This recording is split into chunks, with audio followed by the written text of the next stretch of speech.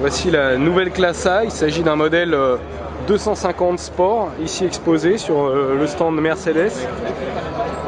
Ça, c'est vraiment, ça va être la concurrente de l'Audi A3 et de la BMW série 1. Moi, j'aime beaucoup. J'aime beaucoup la calandre surtout. Bien travaillé, grosse calandre.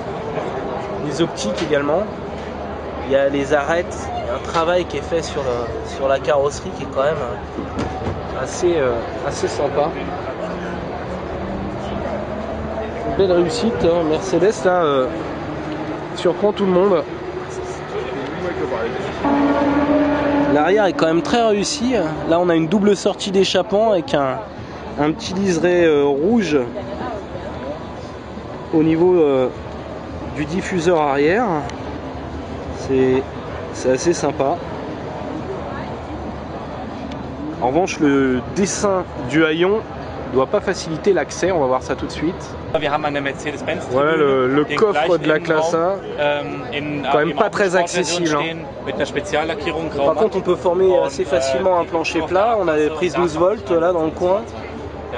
Mais en accès, ah ouais.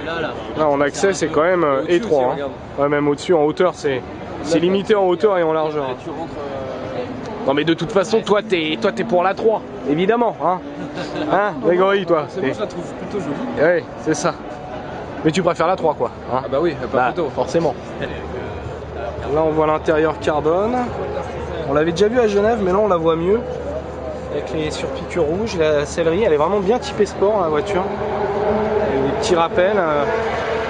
L'écran de contrôle type inspiré des iPhones de première génération.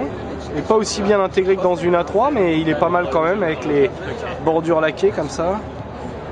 Là, le volant, il y a un gros travail qui a été fait sur les compteurs. Les compteurs sont quand même assez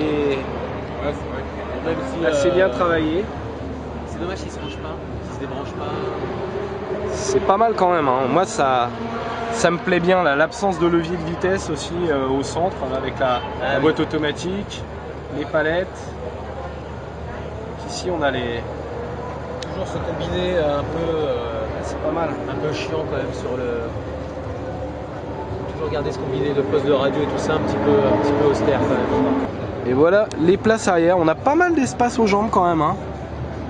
Tunnel de transmission imposant comme dans beaucoup d'allemandes. Et puis ça permet d'avoir des versions 4matiques. Les petits trous là dans les sièges, ils sont jolis là. Ouais, les sièges, tu peux faire des mamours. Sièges baquets. Si t'as ta gonzesse devant, tu peux faire des petites mamours. Ah, tu veux faire des mamours toi bah dedans? Oui, regarde, tu peux faire des petites caresses sur la nuque. Ah, des petites caresses sur la nuque. Regarde. C'est joli, ouais. Ça permet surtout de voir oui, à travers parce que ça cache la visibilité pour les passagers, mais c'est pas mal, hein, il y a de l'espace. La banquette a l'air assez droite au niveau des dossiers quand même. Hein. Tu dois être assis assez droit. Ah ouais, et t'as des rangements dans les contreportes. Voilà, on le voit.